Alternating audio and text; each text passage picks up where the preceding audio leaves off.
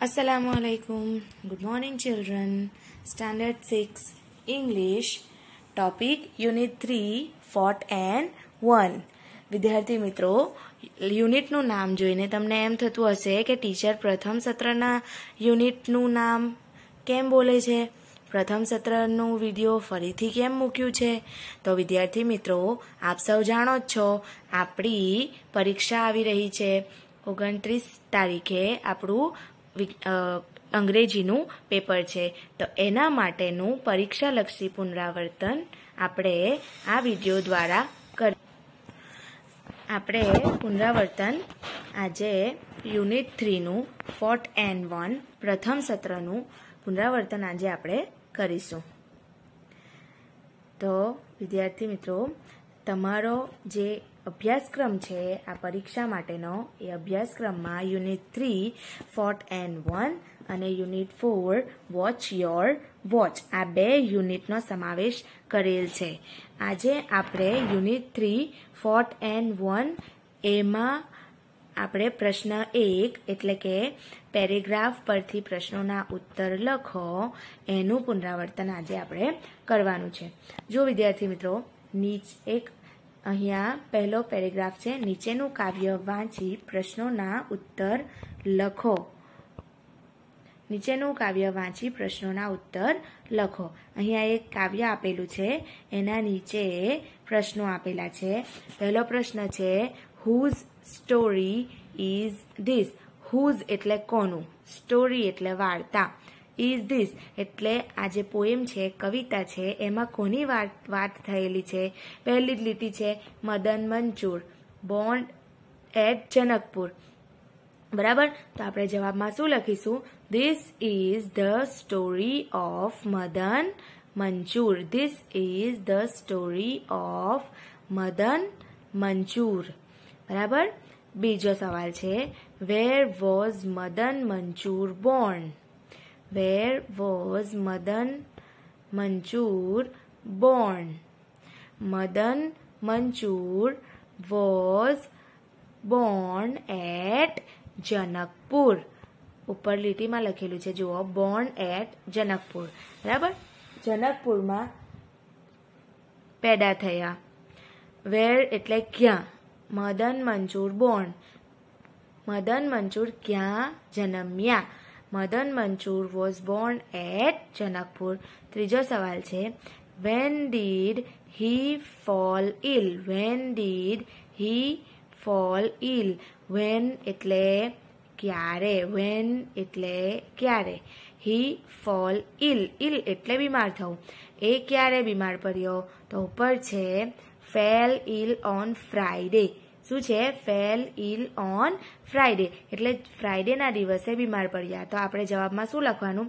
હી, અહીંયા ડીડ છે અને અહીંયા ફોલ છે, તો આપણે ડીડ જવાબમાં નથી લખવાનું, આપણે ફોલનું ભૂતકાળનું રૂપ મૂકવાનું છે. He fell ill on Friday, એ ફ્રાઈડેના દિવસે બીમાર પડ્યા. When was he cremated? અહીંયા છે, જુઓ, ક્રિમેટેડ ઓન વેનસડે. વેનસડે એટલે બુધવાર, બુધવારના દિવસે ક્રિમેટ કરવું એટલે અંતિમ સંસ્કાર કરવો. બુધવારના દિવસે અંતિમ સંસ્કાર થયા. વેન એટલે ક્યારે. He was cremated on Wednesday. બુધવારના દિવસે અંતિમ સંસ્કાર થયા.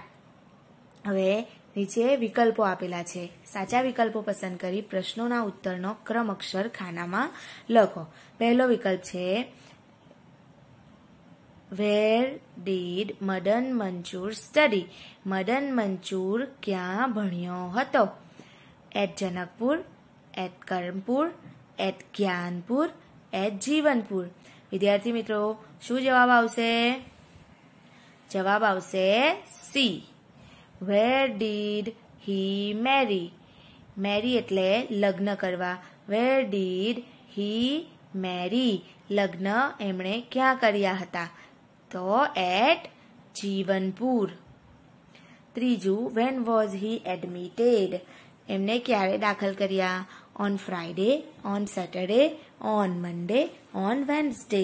શું જવાબ આવશે? On Saturday. ચોથું વાક્ય છે મદન મંચુર વર્કડ એટ ખાલી જગ્યા જનકપુર, કર્મપુર, જીવનપુર, જ્ઞાનપુર. તો શું જવાબ આવશે? કર્ણપુર. શું જવાબ આવશે? બી કર્ણપુર. પાંચમો સવાલ છે, પાંચમો વિકલ્પ છે મદન મંચુર ડાઈડ ઓન ખાલી જગ્યા. મદન મંચુર ક્યારે મરી ગયો? મદન મંચુરનું મૃત્યુ ક્યારે થયું? ટ્યુઝડે. ક્યારે? ટ્યુઝડે એટલે મંગળવાર. એટલે એ. શું જવાબ આવશે? એ. હવે આગળનું છે, આગળનો ફકરો છે, આગળનો પેરેગ્રાફ છે. નીચે આપેલા પાઠના પરિચ્છેદ વાંચો. અહીંયા આપણને એક પેરેગ્રાફ આપેલો છે. પરિચ્છેદ એટલે ફકરો, પેરેગ્રાફ. અહીંયા એક પેરેગ્રાફ આપેલો છે. બરાબર વિદ્યાર્થી મિત્રો, તમે બિરજુ ધ બ્રેવ નામની સ્ટોરી ભણી ગયા. એના ઉપરથી અહીંયા એ પાઠનો ફકરો છે, એના ઉપરથી તમારે પ્રશ્નોના ઉત્તર લખવાના છે. બરાબર. તો જુઓ, અહીંયા એક ઉપર આખો પેરેગ્રાફ છે. સવાલ છે what was the name of the village? ગામડાનું નામ શું હતું? તમે બિરજુ ધ બ્રેવ સ્ટોરી ભણી ગયા, તમને ખબર જ હશે ગામડાનું નામ, બિરજુના ગામનું નામ શું હતું? બિરજુ કયા ગામમાં રહેતો હતો? બરાબર. તો જવાબ આવશે the name of the village was Surajpur. શું નામ હતું? સુરજપુર. ગામનું નામ સુરજપુર હતું. બીજું વાક્ય છે what was there all around Surajpur? સુરજપુરની ચારો તરફ, અરાઉન્ડ એટલે ચોતરફ, સુરજપુરની ચારો તરફ શું હતું? There was a big forest all around Surajpur. સુરજપુરની ચારો તરફ એક મોટું જંગલ હતું. ત્રીજો સવાલ છે where did Birju live? Birju ક્યાં રહેતો હતો? Birju lived in Surajpur. બિરજુ સુરજપુરમાં રહેતો હતો. ચોથો સવાલ what did children call Birju? બિરજુને છોકરાઓ શું કહીને ચીડવતા હતા? તમને ખબર છે ને? બિરજુને છોકરાઓ શું કહીને ચીડવતા હતા? તો બિરજુને છોકરાઓ કવર્ડ કહીને ચીડવતા હતા. તો જવાબમાં શું આવશે? ચિલ્ડ્રન ટીઝડ હિમ અથવા ટીઝડ બિરજુ, બિરજુ ધ કવર્ડ. શું? બિરજુ ડરપોક છે. હવે નીચે વિકલ્પો આપ્યા છે. સાચા વિકલ્પો પસંદ કરી પ્રશ્નોના ઉત્તરનો ક્રમ અક્ષર ખાનામાં લખો. પહેલો વિકલ્પ છે where was the small village?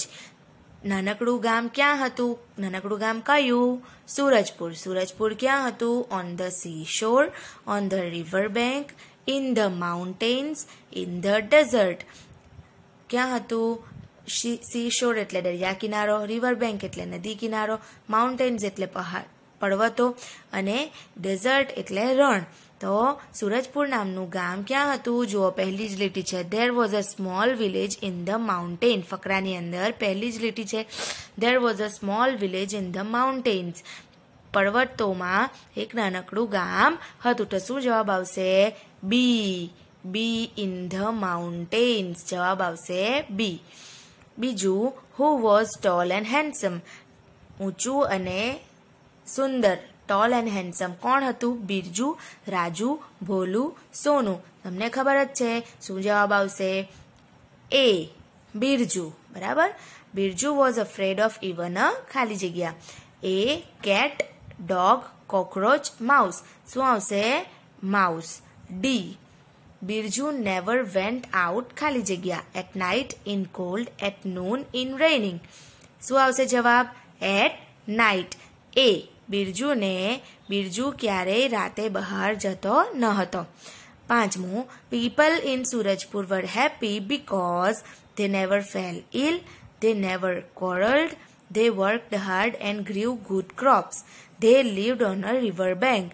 શું આવશે જવાબ? They worked hard and grew good crops. C. C જવાબ આવશે. બરાબર.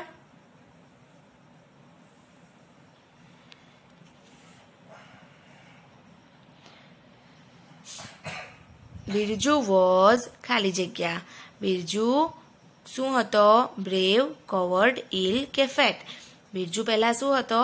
કાવર્ડ. કાવર્ડ એટલે ડરપોક. બી આવશે. શું જવાબ આવશે? બી.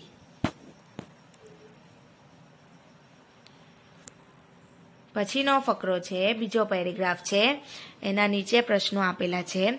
પહેલો પ્રશ્ન છે, what did the village sarpanch receive from some dacoits? Dacoits એટલે ડાકુ. તમને આ વાર્તા તો ખબર જ હશે. સુરજપુર નામના ગામડાની અંદર બિરજુ રહેતો હતો. બરાબર, બિરજુના ગામમાં ડાકુઓ આવે છે. તો આ એ પેરેગ્રાફ છે. ડાકુઓ આવે છે. ડાકુઓ આવતા પહેલા સરપંચને શું મોકલે છે? The village sarpanch received a note from some dacoits. Dacoits એટલે ડાકુઓ. વિલેજના એટલે ગામડાના સરપંચને ડાકુઓ તરફથી એક નોટ મળે છે, એક ચિઠ્ઠી મળે છે. What did the dacoits ask the villagers to keep ready? What did the dacoits એટલે ડાકુઓએ the villagers એટલે ગામવાળાઓને to keep ready ડાકુઓએ ગામડાવાળાઓને શું તૈયાર રાખવા માટે કહ્યું? The dacoits asked the villagers to keep their money and ornaments ready. ડાકુઓએ ગામડાવાળાઓને એમના પૈસા, money એટલે પૈસા, એન્ડ ઓર્નામેન્ટ્સ એટલે ઘરેણાં, પૈસા અને ઘરેણાં તૈયાર રાખવા માટે કહ્યું.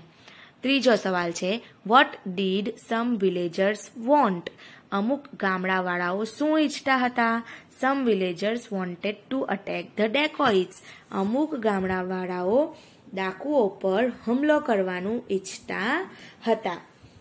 હવે વિકલ્પો છે, હુ કોલ્ડ ધ વિલેજર્સ? ગામડાવાળાઓને કોણે બોલાવ્યા? The sarpanch, the dacoits, Birju, some villagers. શું જવાબ આવશે? A, the sarpanch.